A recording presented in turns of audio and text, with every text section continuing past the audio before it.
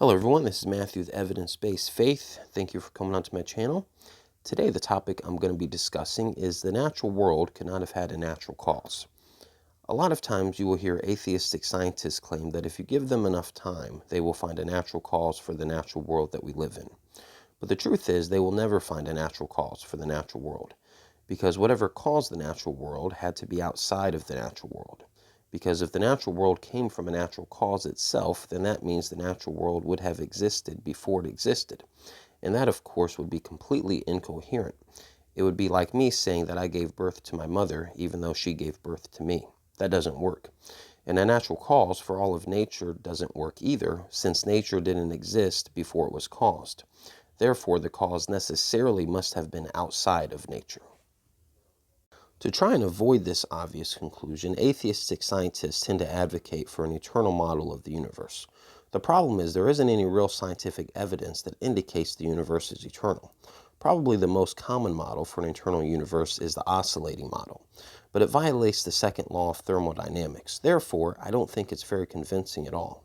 So far, the best model for the universe is the Big Bang model, which indicates very strongly that the universe had a beginning. An eternal universe doesn't seem to fit from a philosophical point of view either, because if the universe is eternal into the past, then how did today ever get here? Now, the only other option the atheist has is to try to argue that perhaps the universe just exists as a brute fact. But this route actually makes things worse, because if the universe existed as a brute fact, that would mean we couldn't make sense of its existence. It would have no explanation at all. But this, of course, is incoherent, especially if you hold to the principle of sufficient reason, which states everything has a reason or explanation for its existence, either in some external cause or in the necessity of its own nature. If we can't make sense of why the universe exists, then how could we hope to make sense of all of the things within the universe? This would be like having books stacked but not having anything underneath holding them up. So if someone wants to take the position that at bottom the universe is irrational, they've only made matters much, much worse, because that would certainly undermine everything else. So like I said in the beginning, whatever caused the natural world must have been outside of the natural world.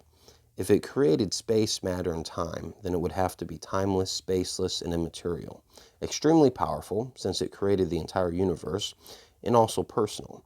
Now, someone might say, I get all of this other stuff, but why does this cause have to be personal? Why can't it just be a thing? Well, there are two types of explanations, scientific and personal. Scientific explanations describe how pre-existing conditions and natural laws cause something. Personal explanations describe how an agent or that agent's will causes something. There can't be a scientific explanation of the first state of the universe, because its first state can't be explained in terms of earlier initial conditions and natural laws leading to it. So the explanation for the first state of the universe must be a personal explanation. That is, an agent who has the will to create it. In conclusion, the cause of the natural world must be timeless, spaceless, immaterial, extremely powerful, and personal. But for such a thing to exist is to say God exists. Therefore, God exists. Well, guys, that's it for this video. Let me know what you think, and remember to like and subscribe.